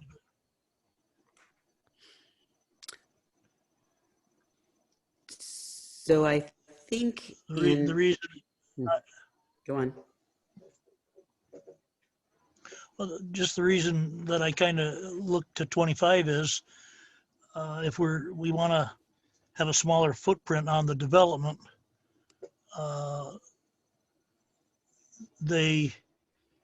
if they actually had that much room, they'd probably have that buffer there. But if we're trying to squeeze them in somehow, 25 feet is a fair amount of vegetation to maintain before a wet area. Michelle's Just hand is up. an opinion, that's all. Michelle. Michelle's hand is up. Well, we did some research, and they said that 50 feet was recommended for a riparian buffer, and they have specific ways of measuring that. So 50 feet is the recommended amount. Sounds reasonable. Great. Yeah, that's good to know. Yeah, I would Thank say on that, following up on that. Sorry, Ken, go on. Did she say riparian buffer? Yes. Yes, I did. And is that the, That means vegetative. okay, and is that the rocks vegetated now? Yeah. Okay, I thought you said riparian, and that to me is the rocks they put in a creek to No, try that to keep it from Ken, overflowing. that's riprap. Riparian means stream side. Yes. So it's the recommended Okay. buffer along a stream to protect the stream from the various problems that are caused when you mess with its stream sides. So Anyway, it wasn't a random number. It's a number that is recommended, that size. Okay. And then the items below in 4 kind of build on those themes above. And some of the language in 5 and 6 that's read there is language that used to be among the questions that were in the prior guidelines, the prior design guidelines. And so again, what we've done is to try to move some of that language into the law. I've got a question that you crossed out where possible and feasible in number 5. Mhm. Why did you keep it in 1 and 2?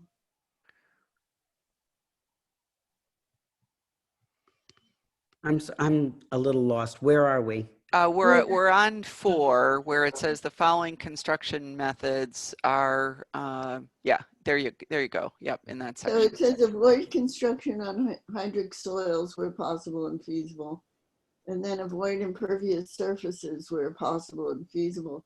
And I'm just wondering if it wouldn't be stronger if you just said avoid. Here? In the little I, about right there. Yeah. Yep. Yep.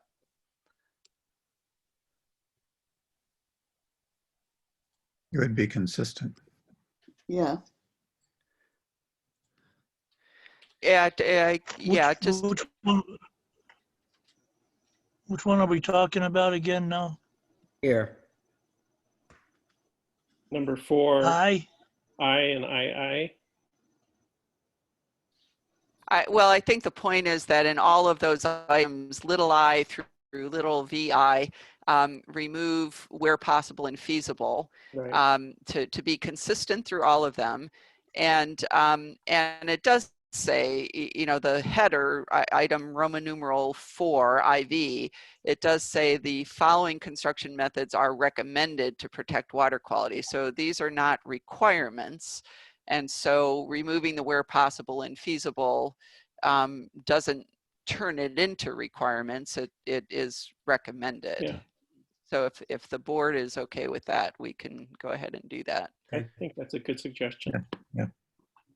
Thanks.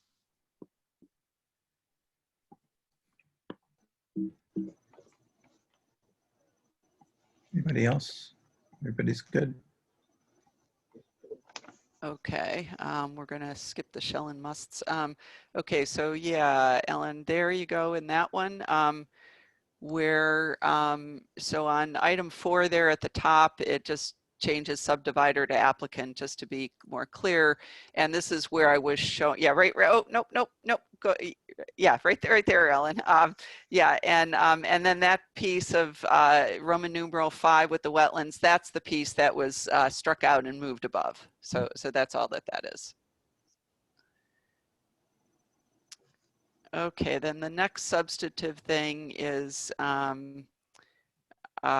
yeah, so under transportation, where Ellen is showing that transportation plan is capitalized because it's now in the set of definitions above, and or a traffic impact analysis was added because that was something that was being referred to in the separate guidelines slash standard document. And again, it just says that the review board may require these things. It doesn't require them of everybody.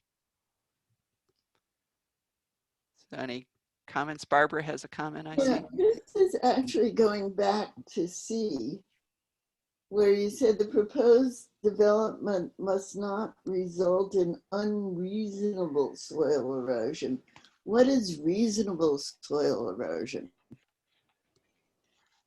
Oh, you know, when you're constructing something, you know, you put up the bales of hay and you put up, you know, the little plastic fencing, but nonetheless, as you're digging a new driveway, or, you know, digging a foundation, there's going to be some erosion that's going to occur.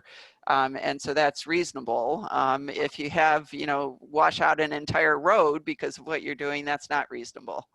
So how about minimize soil erosion? Because, you know, what's reasonable and unreasonable is that's kind of definition is in the eye of the beholder. Yeah. So language about minimizing soil erosion. Okay.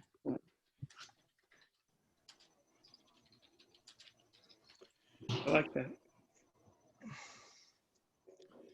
And can we go back to page 19 if you're finished with that one?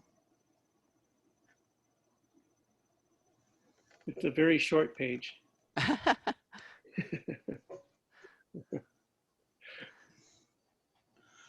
All right, we're in parentheses here, you have Great Mississippi River Board of State Public, and these were recommended standards for waterworks. And I don't know much about either one of them, but in our world, the farming world, the Chesapeake Bay area, I don't know if that's appropriate there, but we have a lot of standards put on us from Chesapeake Bay, and I don't know if it's appropriate to have the Chesapeake Bay, whatever authority that is, in that parentheses. I don't know.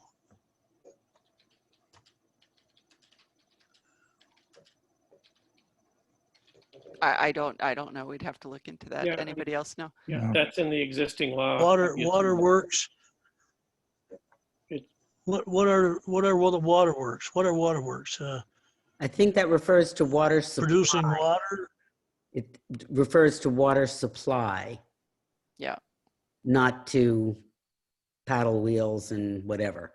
So I don't believe that the Chesapeake Bay addresses water supply, but I don't know. We can look at that. I think we should move on. I think worth taking a look. Yeah, I don't either. I don't either. It's just trying to keep the water clean. As farmers, what we do, and it's primarily to make the Chesapeake Bay better. Yeah, Ken, I think this entire So section, it's entire section is talking different. about like groundwater and withdrawing water for drinking water and and other uses. So it's really, yeah, that water supply issue. It's not. This isn't the water quality section. Okay.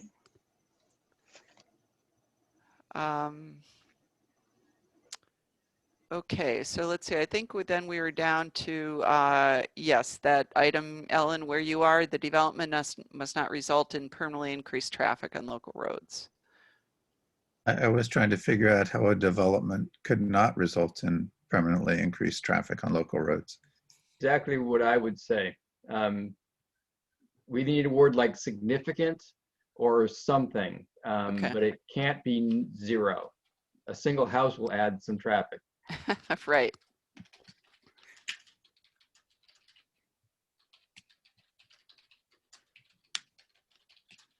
Okay, we'll work on that.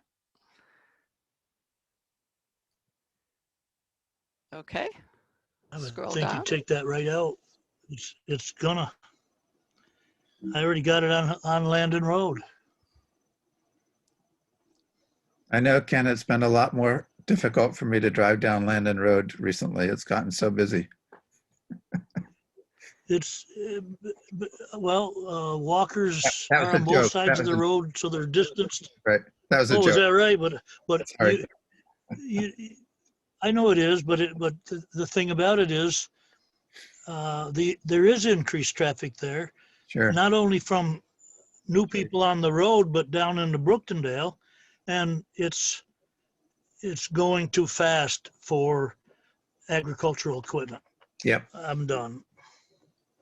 So, We recognize that. so do people want to take that out or as Bill suggested, just modify the language to refer to significant increases or something like that?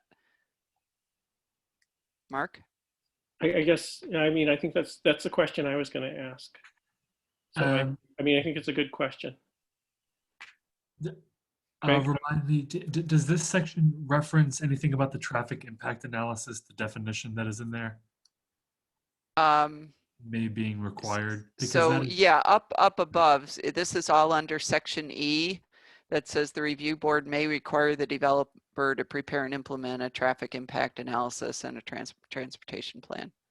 Okay, that might be sufficient because those impact analysis plans are kind of show what the peak level of traffic will be for that development, given times of day and days of the week. So are people comfortable with deleting this item? I would be. I think. Yes. Okay. Ellen, Michelle, I'm not seeing everybody. So I guess The as only long as thing it's I'm- clear Yes. that the reviewer could use the results of the traffic impact analysis, and if it showed significant increase, use that as grounds for either mitigation measures or rejecting a project. Right.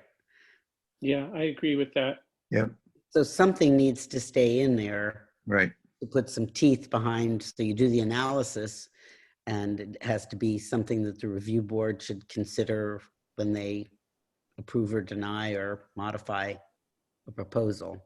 So maybe I think as everyone has said, you're gonna have an impact on traffic if you're doing anything. So maybe we need to rethink how that would be worded. Yeah, this Okay. is, yeah. So it sounds like And- the suggestion is to revise the language, not delete it. Yeah. That'd be fine. Okay.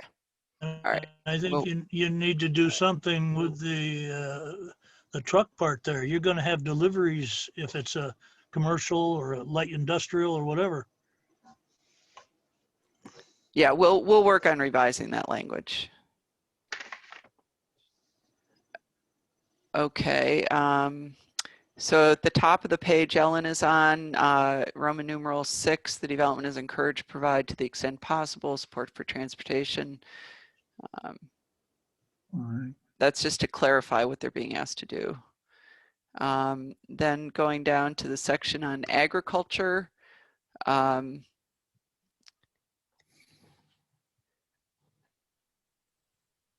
So here we can do the same thing that we did above, which is to take out the specific mention of prime farmland if drained, farmland of statewide importance, and just refer to agricultural resources because they were defined above.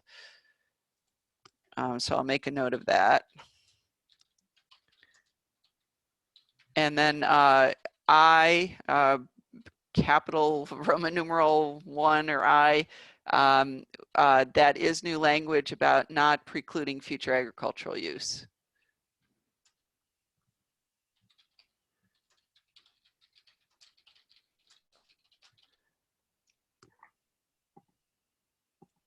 I'm assuming, it says obviously in the last half, to the extent possible, okay? Because again, you have to always allow a little bit of wiggle room. And I assume, see, because the first part says development must not preclude future agricultural use of lands. That phrase says you can't put a square foot of your building on top of prime ag soil. Whereas to the extent possible gives them the wiggle room to impinge on it somewhat, which I think is probably the right thing. But so I'm just I don't know. I don't want to get fussy in too many details at this late into things, but I think the sense is they shouldn't have a significant impact on prime agricultural soils. Am I right? Or do you really want it to have 0? Right. So are you suggesting, Bill, that one of those clauses could be, like the first clause could be removed? I guess is what I'm suggesting. And either if the intent is that we have 0 impact, which I think is frankly unreasonable and unattainable, then it should just say take it to the extent possible. But if we're going to allow a little bit, then we have to have something that it must not, again, significantly preclude, or I don't know. I don't know how to fix the language, but they need to be harmonized. Mm-hmm. Okay. I mean, perhaps it could say, because they are actually contradictory, Right. right? The first one says you can't preclude future agricultural use of prime agricultural soils, and the other says avoid it. Well, that's what but just to clarify, that's what the comma is for.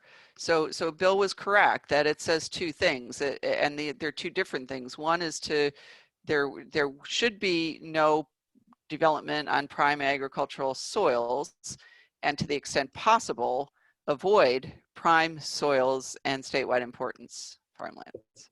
Michelle, That's where it seems contradictory to me, Right. that if you avoid to the extent possible, it's allowing some. Right. And Right. the first Okay. part of Yep. the sentence says precludes it.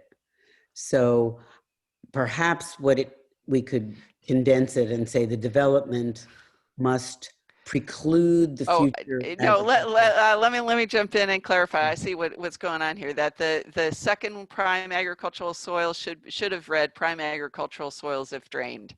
It was that other category that we had been talking about. Michelle, you're trying to get in here?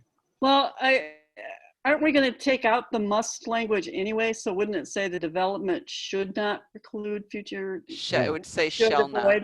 It would And say then- shall not. No, we're changing. Well, that would should give you some wiggle room anyway. not If the it, same as shall. Shall is the same as must, according to our attorney. Correct. Yeah. Should is we hope you don't. It's not as directive. So no, it wouldn't say should. We're saying must or okay, well, I was shall. just thinking that would be a way to give it some wiggle room, as Bill seemed to be suggesting. So Yeah. Let us work on language there, but I think perhaps it could say the development must not preclude future use of agricultural soils to the extent possible. And that gives some wiggle room, but basically it says our intent is that you're not going to preclude the future use of prime ag soils. And as Barbara pointed out, the second prime ag soils is actually if drained, so that, Yeah. that would also help. Yep.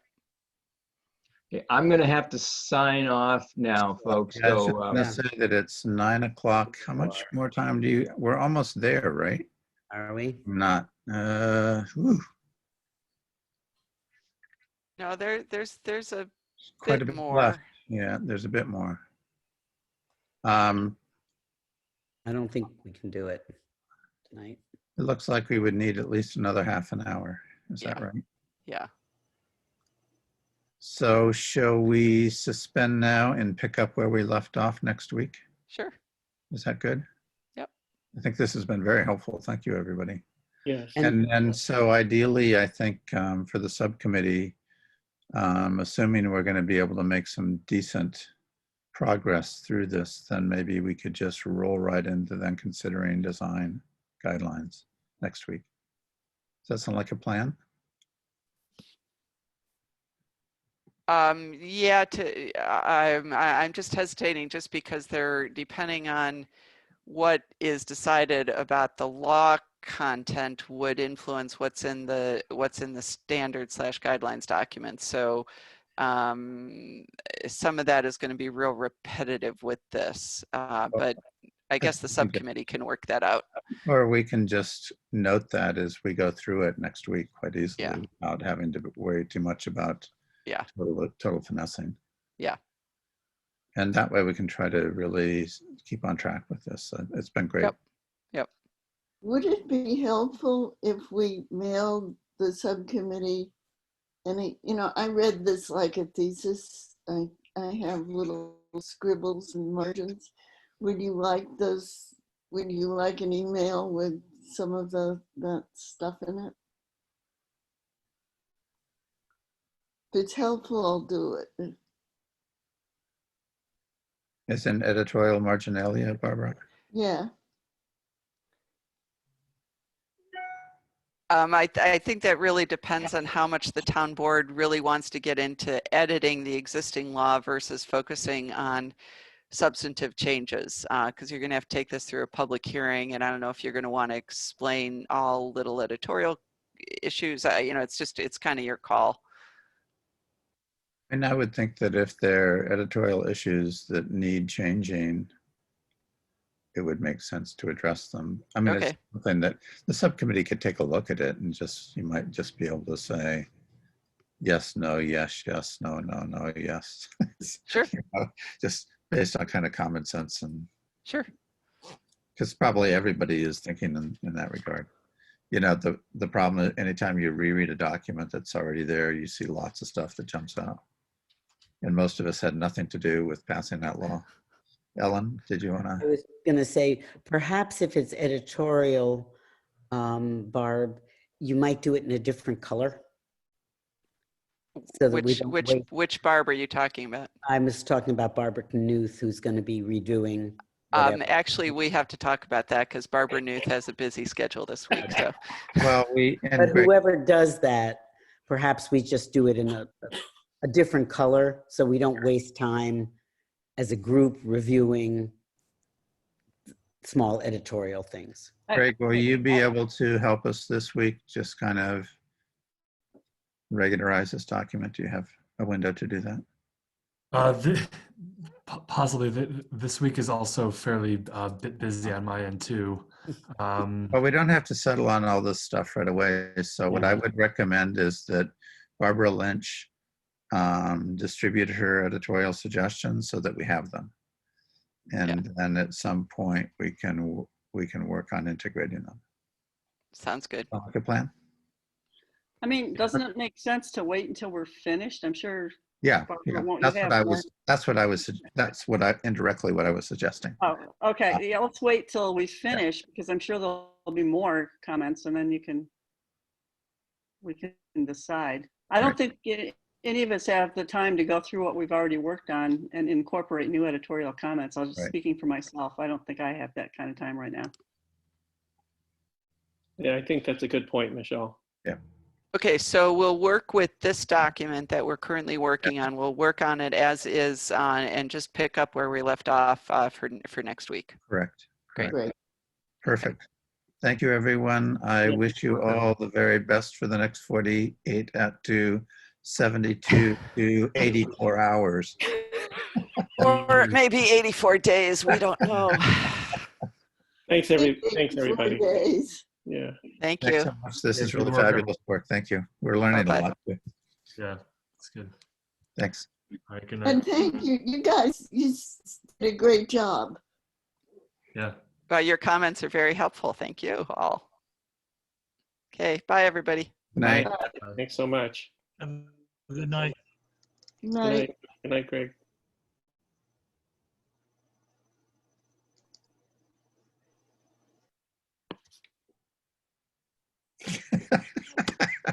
Hey, Tim. I think we got through it. Yeah. We're still being recorded, of course. What's that? We're still being recorded. Yeah. Okay. Well, But Velvet can cut it out before she posts it. She cut out our conversation. thank you, Velvet. She's not here. She's coming back later. Okay. Great. So do you you don't have control over the recording at all? No, she doesn't. Okay. But it's fine. Great. We're in good shape, I think. Yeah. What they've really done some hard work. Really, Yeah. really. And they don't seem to be defensive about any of it at all. So No. and They're Poor- really or working. Ken has redlined it like he's going through line by line. Yeah. And a lot of things that are really great Helpful. questions. And Yeah, absolutely. so, Absolutely. yeah. Okay, I'm gonna Cool. go forget all Thank- about this for a while and Yeah. shift gears. Yeah. You had an Thank okay day? The rest of the day went okay? Yeah. Yeah. The day went fine. Nice day. Yeah. So Good. Jesse and Corey were in, and I Good. got some Okay, good stuff great. done. Oh, So, great. Okay, good. Thanks, Tim. see you later. Talk to you Bye. soon. Yeah. Bye-bye.